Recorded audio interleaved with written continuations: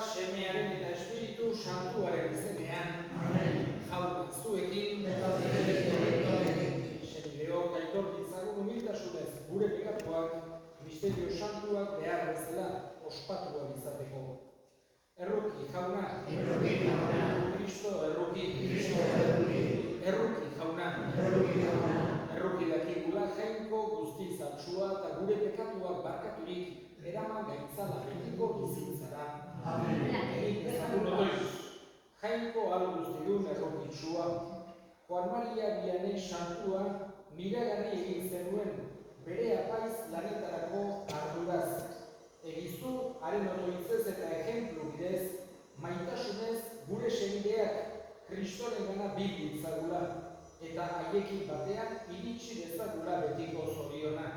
Zure seme Jesu Kristo gure jaunaren bitartez, zurekin eta Espiritu Santuarekin, jainko eta errege bizi baita, gizaldi eta gizaldietan.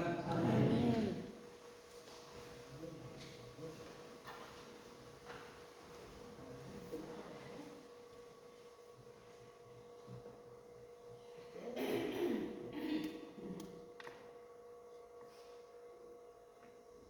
Hiritarren eurotik, jaunaula mintzatu zaion Moisesi.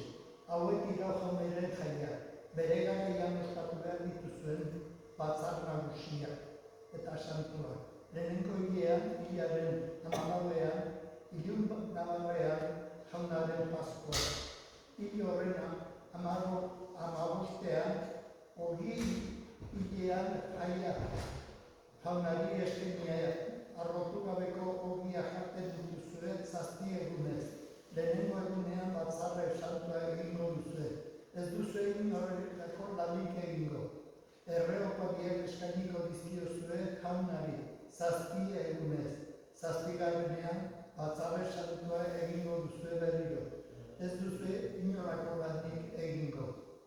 Jauna mintzatu zitzaien Moisesi esanez. Esan Israeldarrei, ni emango dizuetan lurraldean sartzen zatenean eta usta ebakitzen duzuenean, lehenengo Garibala apaizari emango diozue. Apaizak jaunaria aurkeztuko diozuen eskaintza onar dezan. Larunbat bigarrenean egingo du apaizak ausketpen hori.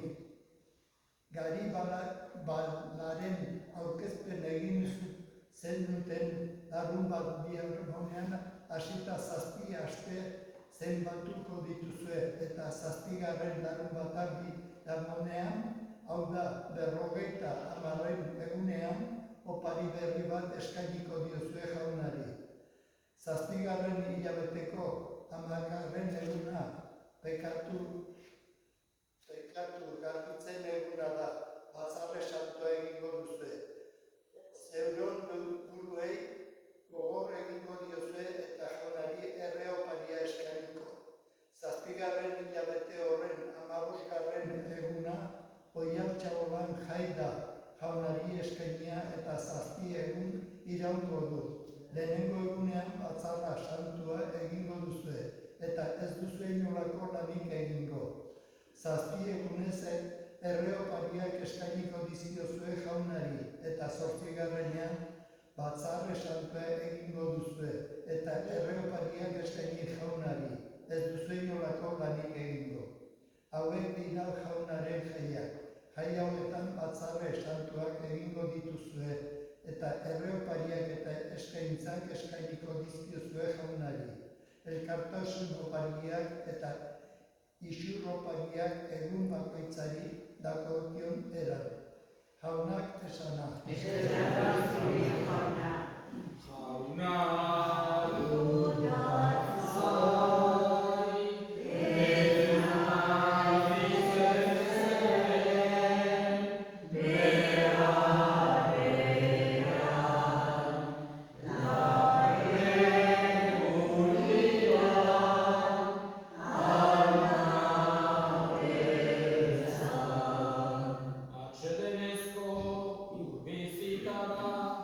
Arnarama,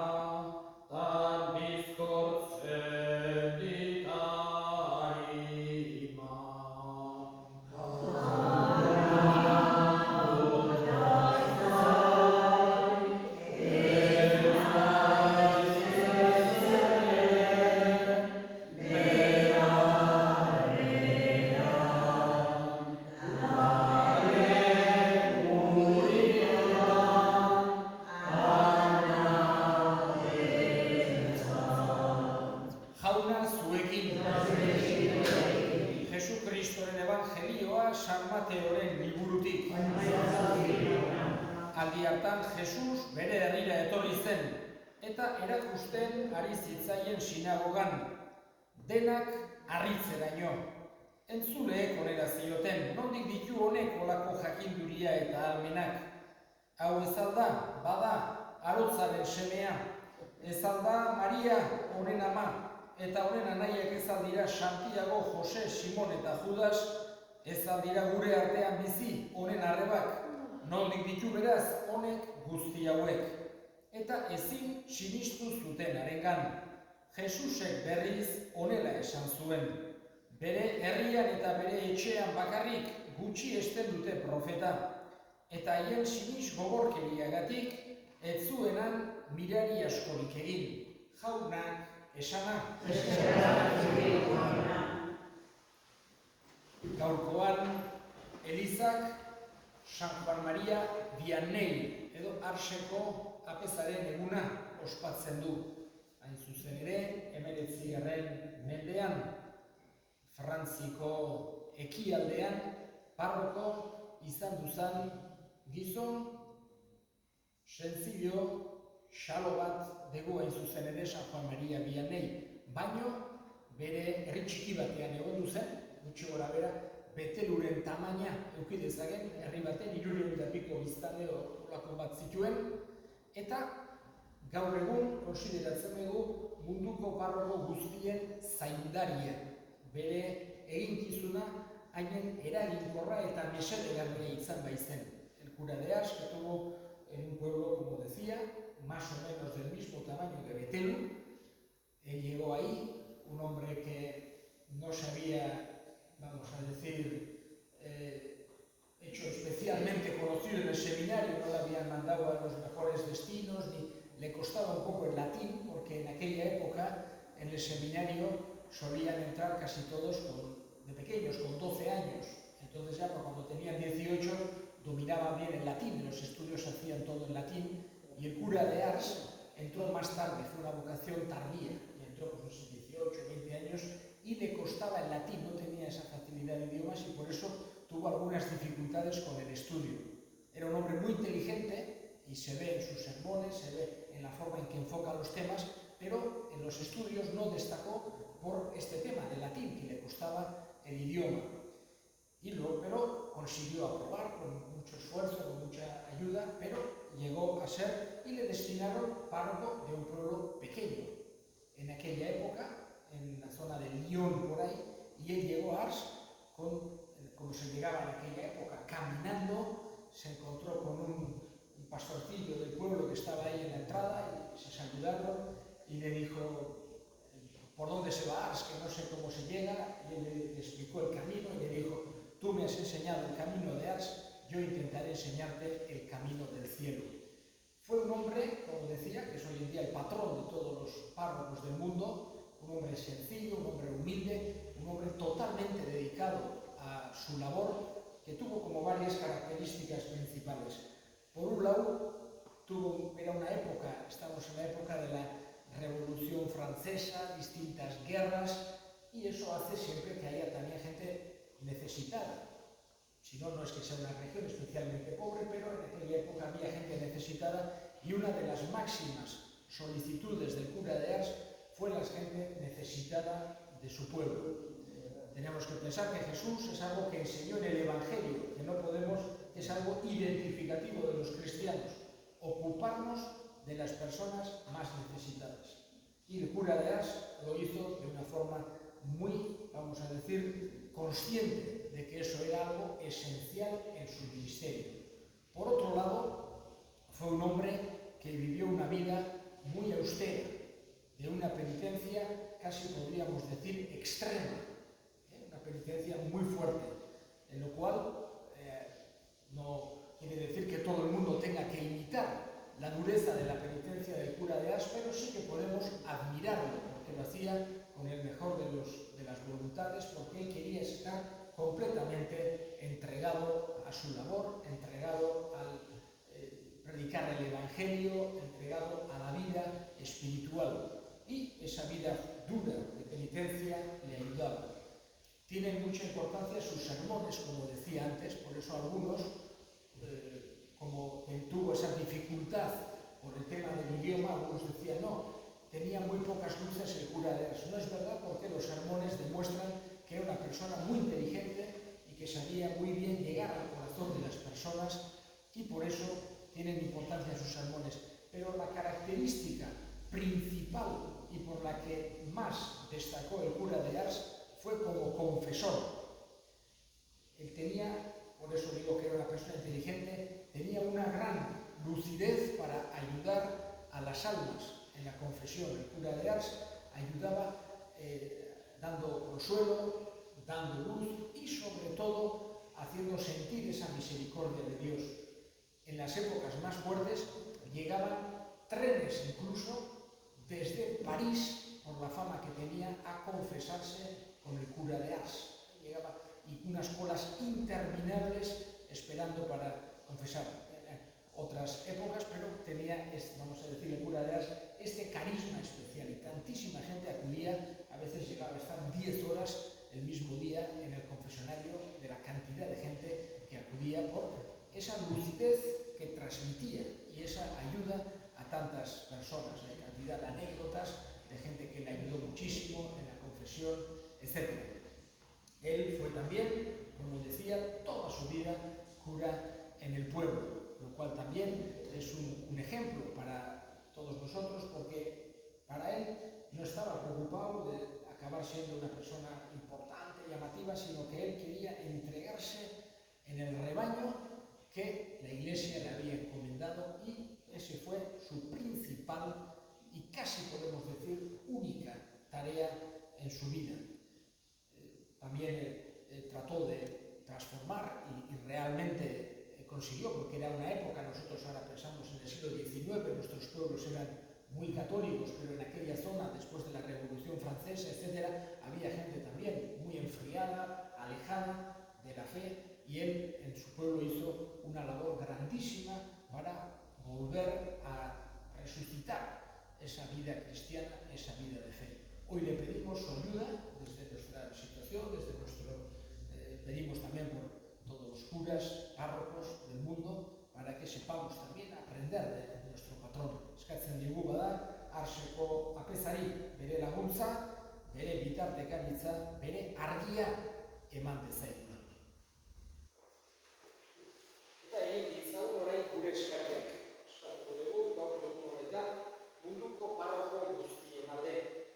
Arseko apezaren antzera, beren herriaren alde, beren kristau taldeen alde, gogor egin dezaten eskar ezaiogun jaunari.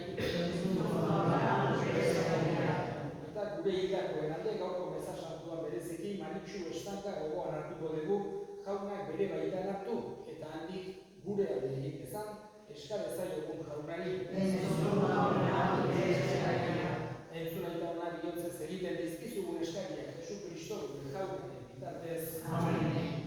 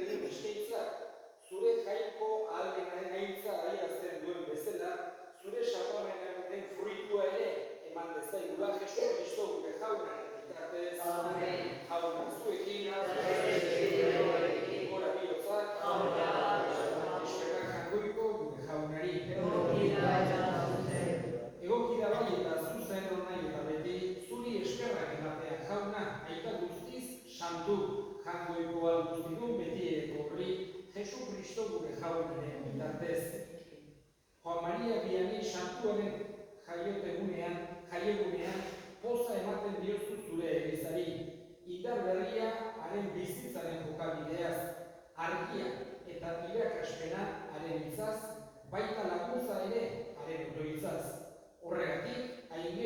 santuekin batean, beti eta beti abesten dizugu goratzarre hau.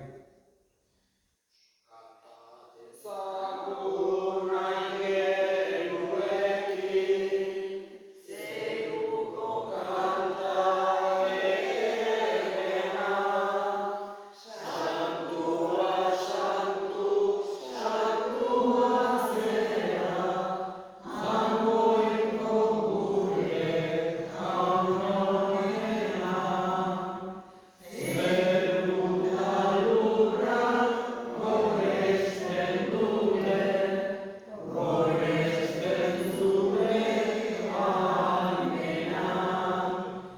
Osana zuri zeru horietan, osana da goraipena, bedekatua orain da beti, guregana datorrena. Osana zuri zeru horietan, osana da goraipena, bedekatua orain da beti, guregana datorrena. Santu zerabain jauna eta santutasun guztiaren iturri. Santu egizkiztu bada ogitarro hauek zure espiritua isuriz, Jesukristo gure jaunaren gorputz eta odol guretzat egin daitezen.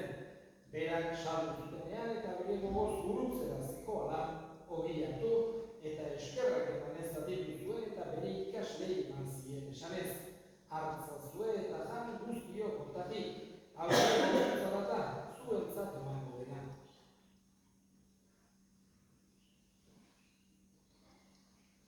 Afaloa berdin kalizaturik, berriz ere eskerrak emanez bere ikaslei eman zien esanez. Hartzazue eta edan guztiok hortatik, hau nire odolaren kalizatata, itun berri eta betikoaren odola, zuentzat eta askorentzat pekatuak barkatzeko isuriko dena, egizue hau nire oroigarri.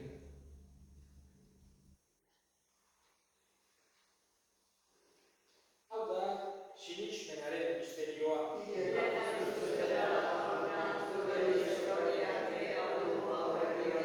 Horregatik jauna zure semearen heriotza eta piztuera gogoratuz, biziaren ogia eta salvamenaren kaliza eskaintzen dizkizugu zuri eskerrak emanez, aldarean zure zerbitzari onartu gaituzulako. Eta apalik eskatzen dizugu Kristoren gorputz odolak hartzen ditugunok, Espiritu Santuak bat egin gaitzala. Gogoan izan jauna mundu guztian zabaldurik dagoen zure eliza, egamazu maitasun osora Frantzisko gure eta Santuarekin, Frantzisko gure hartzaiarekin eta gizon guztiekin batean. Gogoan izan jauna, bizteko itxaropenean patinan gure segideak eta hildako guztiak, bereziki Maritxu, arritzazu zure horbegiaren argitan. Errukizak izkidu horren, guk guztiok betiko bizitza iritsi dezagun. Jangoikoaren ama Maria Doatsuarekin, San Jose bere senarrekin, apostolu santuekin eta gizaldi guztietan, zure adiskide izan diren santuekin. Haiekin batean gure zaitzagun, Jesukristo zure semearen bitartez. Honen bitartez, honekin eta honengan, zuri aita jangoiko guztien horri Espiritu Santuarekin batean, ospe eta hiltza guztia gizaldi eta gizaldi guztietan. Salbatzaileak, aginduta erakutsiak jarraituz, bildur gabe esan dezagun. Gure santu izan beti zure izena, etorri beti zure errenua, egin beti zure gara, zeruan bezala urtean ere, emanitzo gaur egun dago ogia, markatu gure zorrak, gure gure zorren, hartzen dut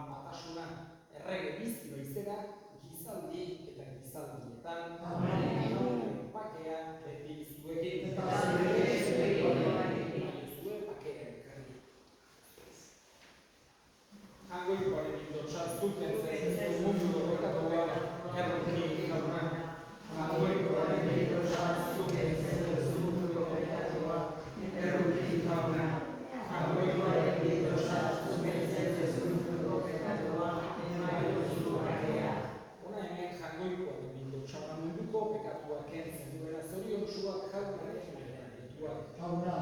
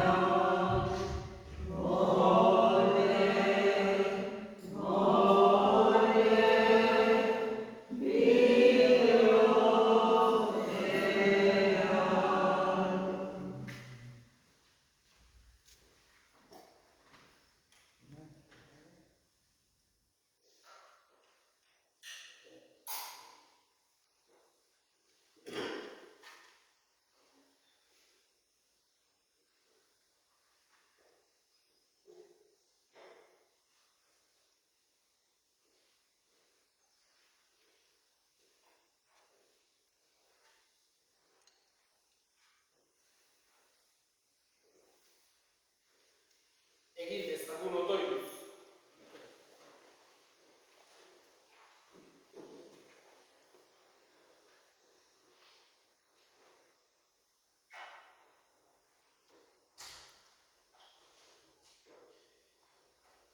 Hartu dugun sakramentua gauzaki gaitzala jauna. Santa Maria Vianney zure zerbitzari lehialak irabazitako zoriona lortzeko Jesu Kristo gure jaunaren bitartez. Jauna zuekin.